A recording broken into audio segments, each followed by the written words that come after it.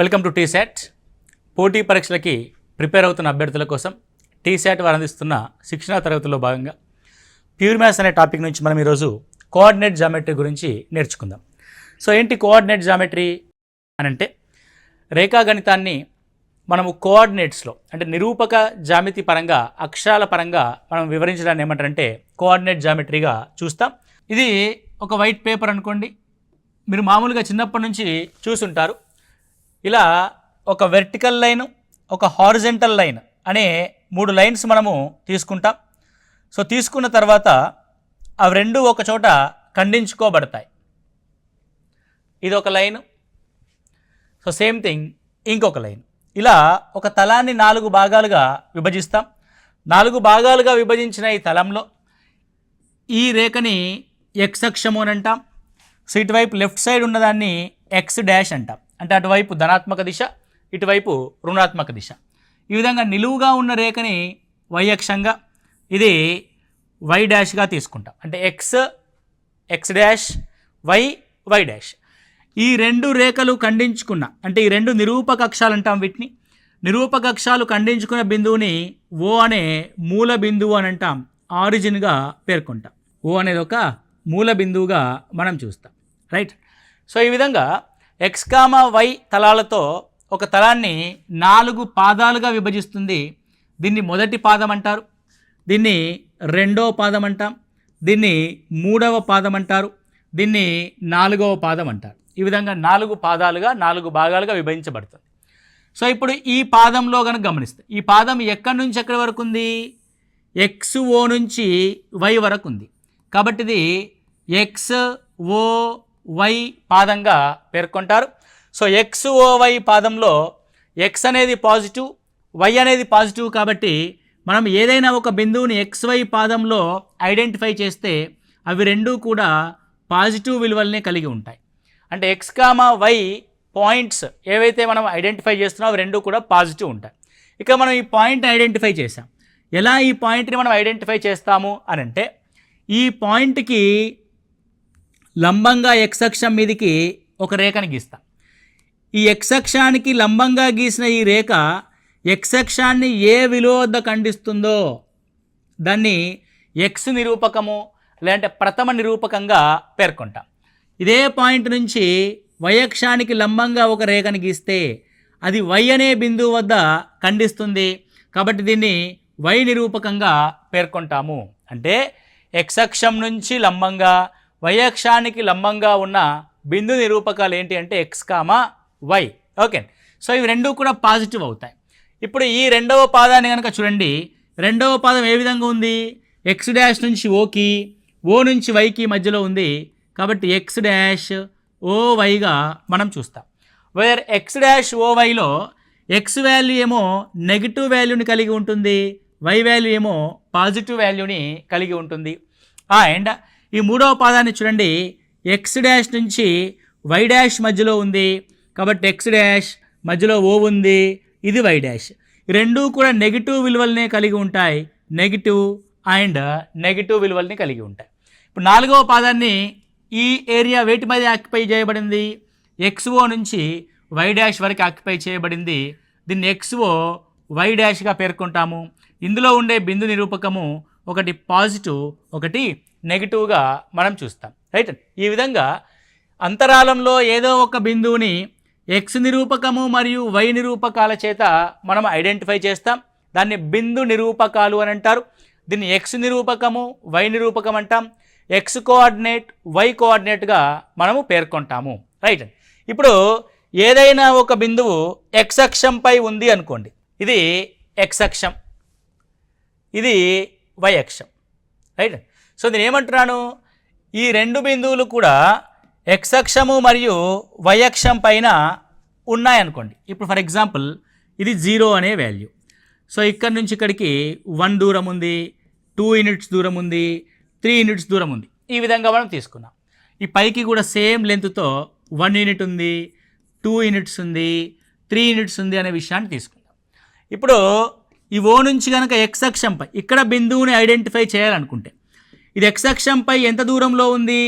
2 యూనిట్ల దూరంలో ఉంది. బాగా జాగ్రత్తగా చూడండి. ఎక్స్ అక్షంపై మూల బిందువు నుంచి 2 యూనిట్ల దూరంలో గల బిందువు. ఎక్స్ అక్షంపై మూల బిందువు నుంచి 2 యూనిట్ల దూరంలో గల బిందువు 2. వయక్షం మీద ఉందా ఇది? పోనీ వయక్షానికి లంబంగా ఉందా ఇది? లేదు. కాబట్టి వై నిరూపకం 0. వై నిరూపకం 0. ఫర్ ఎగ్జాంపుల్ ఇది ఉంది చూడండి. మూల బిందువు నుంచి వై వైపు ధనాత్మక దిశలో 3 యూనిట్ల దూరంలో గల బిందువు. వయక్షంపై మూల బిందువు నుంచి ధనాత్మక దిశలో 3 యూనిట్ల దూరంలో గల బిందువు. సో ఈ బిందువుని ఐడెంటిఫై చేస్తున్నాను. ఇది 3, ఎక్స్ నిరూపకం 0 అవుద్ది కాబట్టి 0,3గా చూస్తారు. అంటే ఎక్స్ అక్షంపై గల ఉండే బిందువు యొక్క విలువ ఏమవుద్ది? x,0. వయక్షంపై గల ఉండే బిందువు యొక్క దూరం ఏంది? 0,y. 0,y. మీరు ఇప్పుడు ఏమంటారంటే ఇక్కడ ఒక బిందువుని ఐడెంటిఫై చేస్తాను. ఈ బిందువు ఏడా ఉంది అని అంటే ఎక్స్ అక్షంపై 2 యూనిట్ల దూరంలో లంబంగా ఉంది. వయక్షంపై 3 యూనిట్ల దూరంలోకి లంబంగా ఉంది. ఎక్స్ అక్షం నుంచి 2 యూనిట్ల దూరానికి, వయక్షం నుంచి 3 యూనిట్లకి లంబంగా ఉంది. ఇంకా మాట్లాడితే వయక్షం నుంచి 2 యూనిట్ల దూరంలో, ఎక్స్ అక్షం నుంచి 3 యూనిట్ల దూరంలో ఉంది. బాగా అర్థం చేసుకోండి. ఏంటది అని అంటే 2,3 అనే బిందువు ఎక్కడుంది అని అంటే ఎక్స్ అక్షం నుంచి 3 యూనిట్ల దూరంలో, వయక్షం నుంచి 2 యూనిట్ల దూరంలో. వయక్షం నుంచి ఎంత దూరంలో ఉందో అది ఎక్స్ నిరూపకంగా, ఎక్స్ అక్షం నుంచి ఎంత దూరంలో ఉందో అది వై నిరూపకంగా మనం రాస్తాము. 2,3 అనే బిందువు. ఈ విధంగా మనం ఒక బిందువుని ఐడెంటిఫై చేయడంగా మనం చూస్తాము. Okay, right. ఇప్పుడు ఇందులో ఏదైనా 2 బిందు నిరూపకాలని కనుక మనం ఇక్కడ తీసుకున్నాం అనుకోండి. సో ఏదైనా ఒక గ్రాఫ్ ఉంది, ఆ గ్రాఫ్లో సేమ్ ఎక్స్ నిరూపకము, వై నిరూపకాన్ని మనము ఐడెంటిఫికేషన్ చేసాం. సో 2 బిందువులు తీసుకుంటున్నాను. సో 2 బిందువులు అంటే ఒక బిందువు x1, y1 అనుకోండి, మరొక బిందువు x2, y2 అనుకోండి. ఏ పాదంలోనే ఉండొచ్చు, అటు ఇటు ఇటు ఎక్కడైనా ఉండొచ్చు. ఇప్పుడు ఈ 2 బిందువుల్ని కలుపుతున్న ఒక రేఖాఖండాన్ని తీసుకుందాం. ఓకే, ఇది 2 బిందువుల మధ్య దూరము d అవుతుంది. సో 2 బిందువుల మధ్య ఉండే దూరము d అనేది దేనికి సమానం అవుతుంది అన్నది పాయింట్ ఇక్కడ. సో మళ్ళీ కోఆర్డినేట్ జామెట్రీలో కూడా రైట్ యాంగిల్ ట్రయాంగిలే ఎదురవుద్ది. ఎలా ఎదురవుద్ది అని అంటే, సో ఇక్కడ నుంచి నేను ఇలా ఒక 2 లైన్స్ గీసా. అంటే ఈ బిందువు నుంచి నేను వయక్షానికి లంబంగా, సో ఈ బిందువు నుంచి ఎక్స్ అక్షానికి లంబంగా నేను ఒక రేఖని కనుక గీస్తే ఇప్పుడు అక్కడ ఒక రైట్ యాంగిల్ ట్రయాంగిల్ ఫామ్ అయింది. బాగా జాగ్రత్తగా చూడండి. అవునా కదా? రైట్ యాంగిల్ ట్రయాంగిల్ ఫామ్ అయింది. సో ఈ పాయింట్ ఏంటో అర్థం చేసుకోండి. సో ఇది దూరము, ఇది దూరం, ఇగో ఇది దూరం. అంటే ఈ దూరం సేమ్ ఉంటుంది కదా. ఇది x1, ఇది x2. అంటే x2 మైనస్ x1 దూరము, ఇది y2 మైనస్ y1 దూరము. అంటే లంబకోణ త్రిభుజం ఏర్పడింది. లంబకోణ త్రిభుజంలో లంబకోణానికి ఎదురుగా ఉన్నది d అవుతుంది.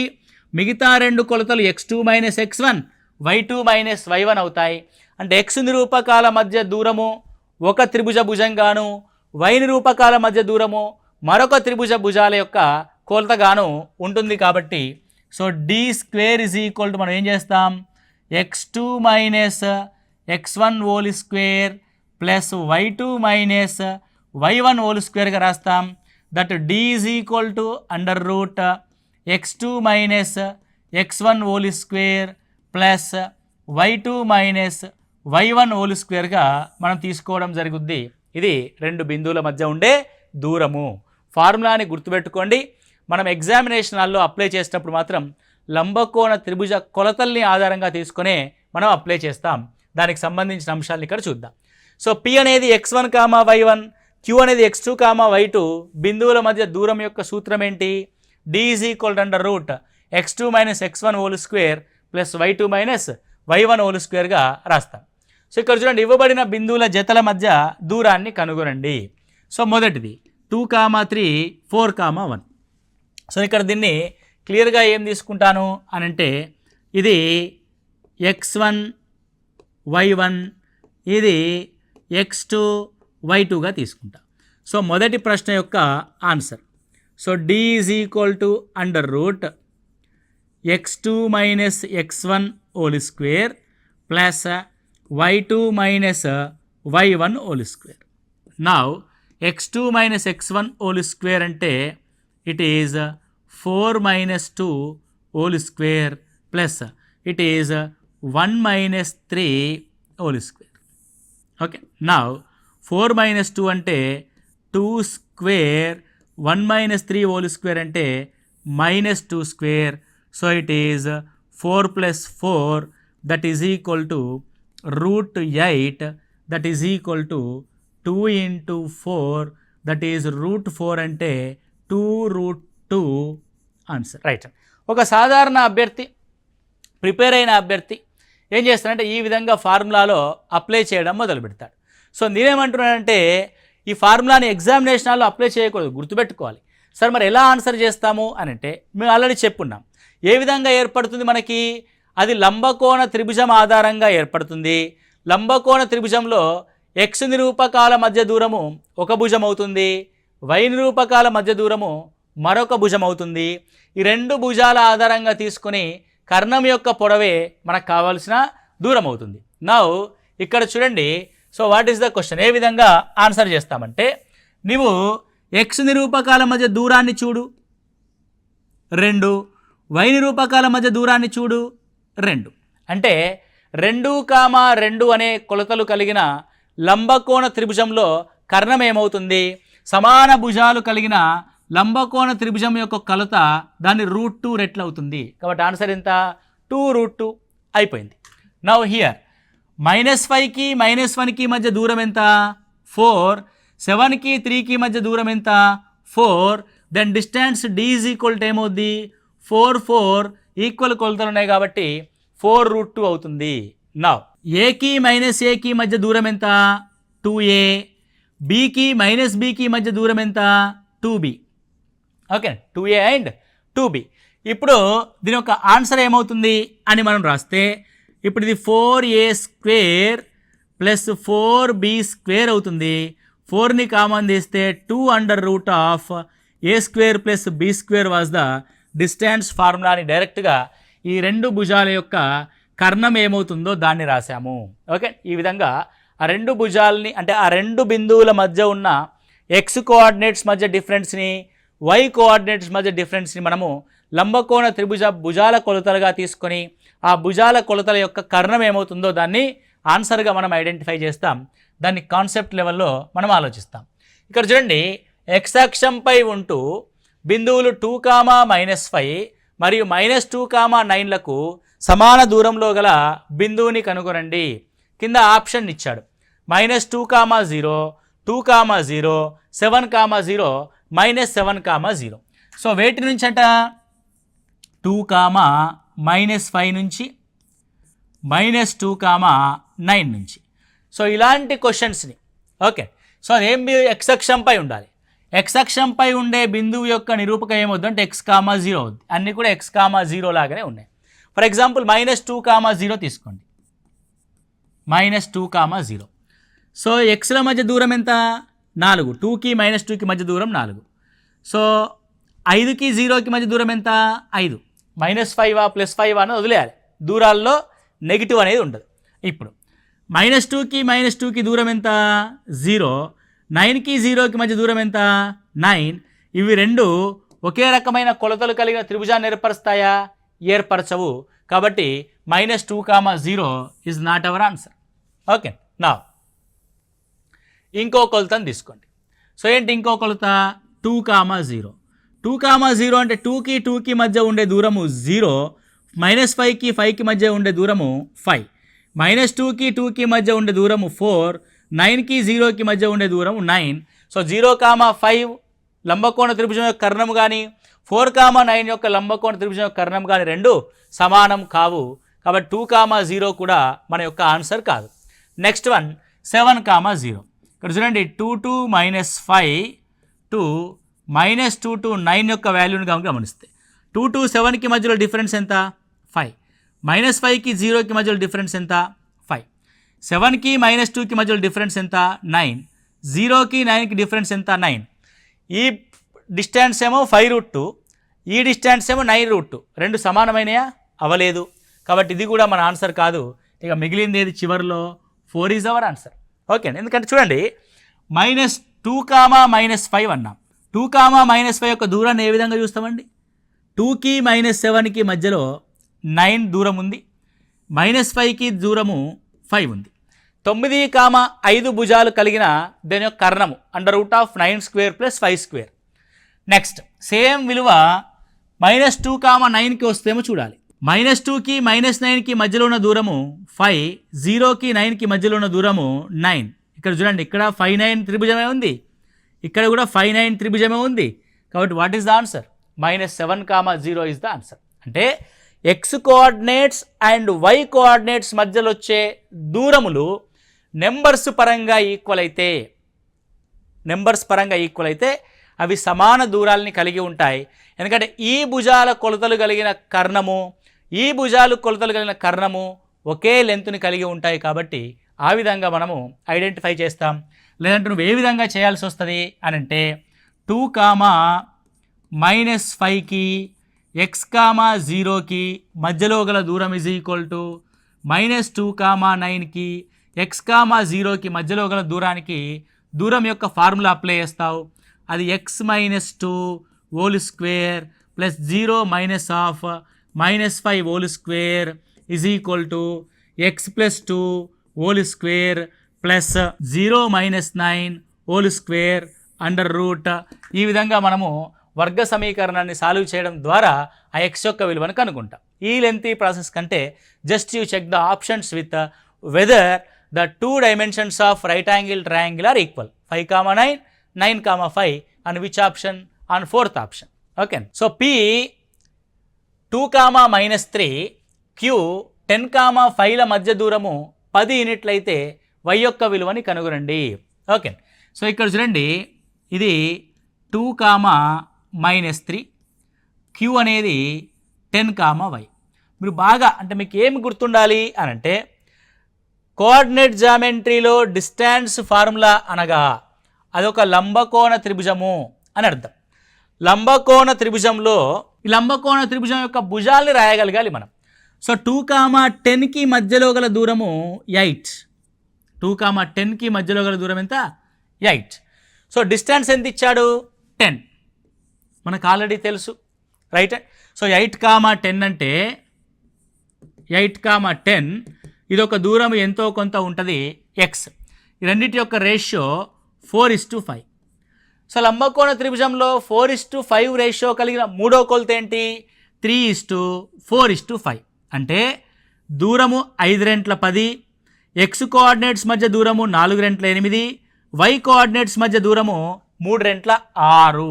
అంటే ఈ భుజం యొక్క కొలత 6కు సమానంగా ఉండాలి. ఏది 6కు సమానము? -3 నుంచి y విలువకి మధ్యలో గల దూరము 6 కావాలి. ఏ సందర్భంలో అయింది 6? -3 నుంచి y = 3 అయింది అనుకోండి, -3కి 3కి మధ్య దూరము 6 అవుద్ది. ఎస్, y వాల్యూ 3 అవ్వచ్చు. లేదంటే -3 ఉంది కదా, -9 వైపుకి మనం ఇక్కడ నిలబడ్డా, ముందు వైపుకి నడిచినా కొంత దూరం వెళ్ళినట్టు, ఉన్న పాయింట్ నుంచి వెనుక వైపు నడిచినా కూడా కొంత దూరం వెళ్ళినట్టు. నువ్వు -3 నుంచి పాజిటివ్ వైపుకి వెళ్తే 6 యూనిట్లు కావాలంటే -3 నుంచి 0ని దాటి 3 వైపుకి వెళ్ళాలి. అప్పుడు 6 యూనిట్స్ దూరం వస్తుంది. -3 నుంచి వెనక్కి నడు, -3 నుంచి వెనక్కి నడవాలంటే -4, -5, -6, -7, -8, -9 దగ్గర 6 యూనిట్స్ దూరం వస్తుంది. అంటే y నిరూపకం యొక్క వాల్యూ 6 యూనిట్ల దూరంలో ఉండాలంటే అది 3r - 9 అవ్వాలి. So what is the answer? 3r - 9. ఏం ఉపయోగిస్తున్నాం మనం ఇక్కడ? లంబకోణ త్రిభుజాన్ని మాత్రమే ఉపయోగించేయడం జరిగింది. Very simple. మళ్ళీ ఒకసారి నిదానంగా వెనక్కి తిరిగి చూసుకోండి వీడియోని, మీకు అర్థమవుతుంది క్లియర్గా. నెక్స్ట్ వన్, ఒక విభజన సూత్రం. ఇది సెక్షన్ ఫార్ములా అని పేర్కొనడం జరుగుతుంది. ఏంటి సెక్షన్ ఫార్ములా అని అంటే, సో ఏదైనా ఒక బిందువు x1, y1 ఉంది, ఒక బిందువు x2, y2 ఉంది. సో ఈ రెండు బిందువుల్ని కలిపే ఒక రేఖాఖండం ఉంది, రైట్ అండి. రేఖాఖండాన్ని ఏదో ఒక చోట విభజించే మరొక బిందువు x, y ఉందనుకోండి. ఏదైనా ఒక బిందువు x, y ఉంది. అది ఎలా విభజిస్తుందట అంటే ఇక్కడ నుంచి ఇక్కడికి m యూనిట్ల దూరంలో, ఇక్కడ నుంచి ఇక్కడికి n యూనిట్ల దూరంలో విభజిస్తుంది అని అంటే అర్థమైంది. x1 y1 x2 y2 బిందువుల్ని కలిపే రేఖాఖండాన్ని P అనే బిందువు x, y m:n నిష్పత్తిలో విభజిస్తే ఆ బిందు నిరూపకాలు ఏమవుతాయంటే దిస్ ఈజ్ ద ఫార్ములా. ఒక్కసారి మీరు ఫార్ములా వైపు చూడండి. ఇప్పుడు m1 ఇంటూ m2 అన్నాడు. సో m:n బదులు మనం కూడా m1 ఇంటూ m2 తీసుకుందాం. రైట్. సో m1 m2లో విభజిస్తే m1 x2 ఇక్కడ చూడండి, m1 x2 plus m2 x1 అంటే m1ని రెండో నిరూపకంతో m2ని మొదటి నిరూపకంతో మల్టిప్లై చేసి యాడ్ చేయాలి. m1 x2 plus m2 x1 by m1 plus m2, m1 y2 plus m2 y1 by m1 plus m2. ఇప్పుడు దీన్ని మనం ఫార్ములాని రాద్దాం ఊరికే. ఇప్పుడు P అనే బిందువు ఉంది, లేదంటే ఏ అనే బిందువు ఉంది, ఏ అనే బిందువు ఉంది x1, y1. B అనే బిందువు ఉంది x2, y2. ఈ AB రేఖాఖండాన్ని P అనే బిందువు x, y గనుక m:n నిష్పత్తిలో విభజిస్తే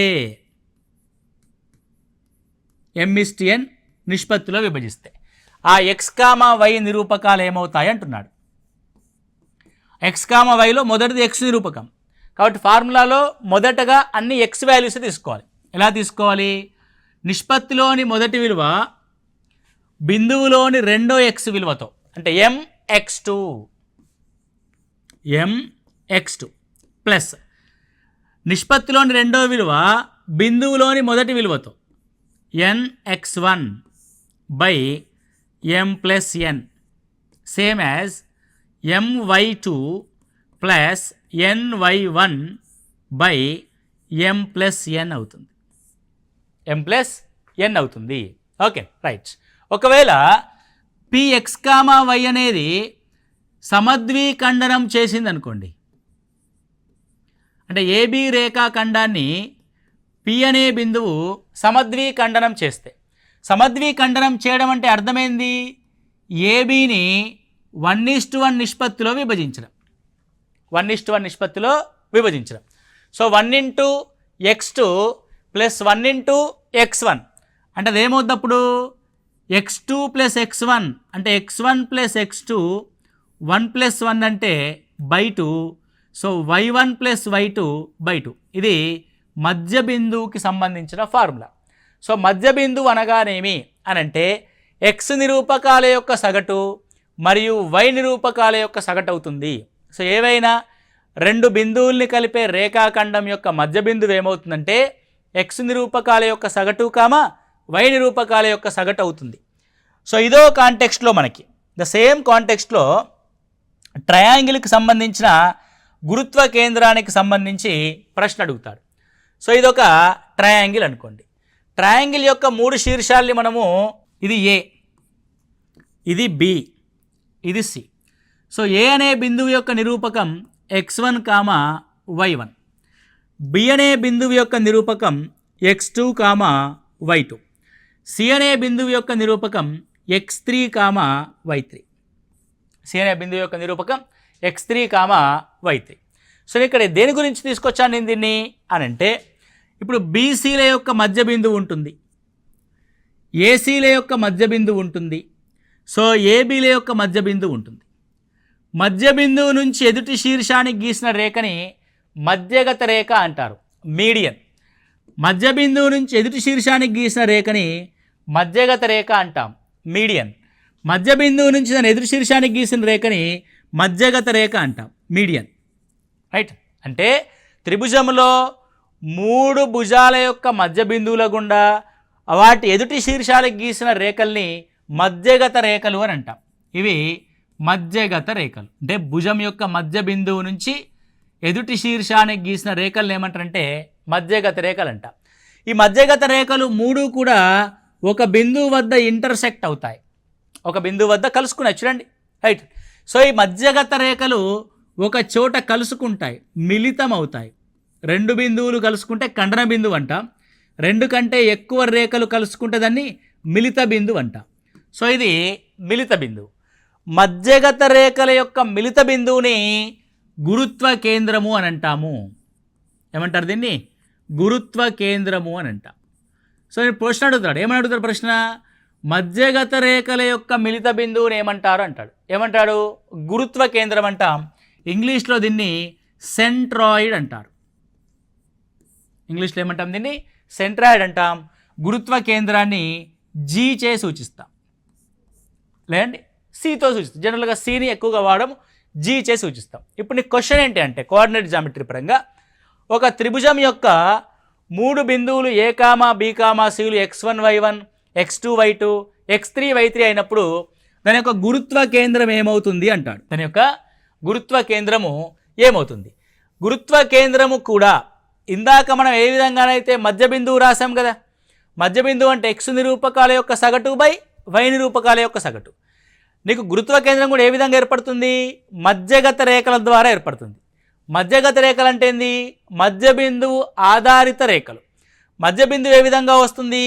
సగటు of x coordinates, average of y coordinates. The same thing ఇక్కడ అప్లై చేస్తే average of x coordinates of 3 vertices, average of y coordinates of 3 vertices. అంటే x నిరూపకాల యొక్క సగటు మరియు y నిరూపకాల యొక్క సగటే మనకి ఈ గురుత్వ కేంద్రము g అవుతుంది. x1 plus x2 plus x3/3 and y1 plus y2 plus y3/3. So ఇది గురుత్వ కేంద్రము జీకి సంబంధించిన అంశం. అంటే సెక్షన్ ఫార్ములా ఆధారంగా మనల్ని మధ్య బిందువు గురించి అడుగుతాడు క్వశ్చను, త్రిదాకరణ బిందువు గురించి అడుగుతాడు క్వశ్చను, అండ్ గురుత్వ కేంద్రం గురించి కూడా క్వశ్చన్ అడగడానికి ఛాన్స్ ఉంటుంది. దీనికి సంబంధించిన exercise problems and model of క్వశ్చన్స్ని మనం నెక్స్ట్ క్లాస్లో డిస్కస్ చేద్దాం. మనం ఈ సెషన్లో రెండు బిందువుల మధ్య ఉండే దూరాన్ని కనుక్కున్నాము. ఆ దూరాన్ని ఫార్ములా బేస్డ్గా కాకుండా ఒక లంబకోణ త్రిభుజాన్ని అర్థం చేసుకోవడం ద్వారా కాన్సెప్ట్ బేస్డ్గా మనము డీని చాలా ఈజీగా కనుక్కోవడం జరిగింది. అదేవిధంగా ఈ సెక్షన్ ఫార్ములా ఏదైతే విభజన సూత్రం ఉందో దాని సూత్రంలాగా గుర్తుపెట్టుకొని ఎగ్జామినేషన్లో దాన్ని కాన్సెప్ట్ ఓరియంటెడ్గా ఎలా అప్లై చేస్తాము, అదేవిధంగా ఒక త్రిభుజం యొక్క మధ్యగత రేఖల మిళిత బిందువు అయినటువంటి గురుత్వ కేంద్రాన్ని ఏ విధంగా కనుక్కుంటాం అనేది నెక్స్ట్ క్లాస్లో మనం డిస్కస్ చేద్దాం. Thank you, all the best.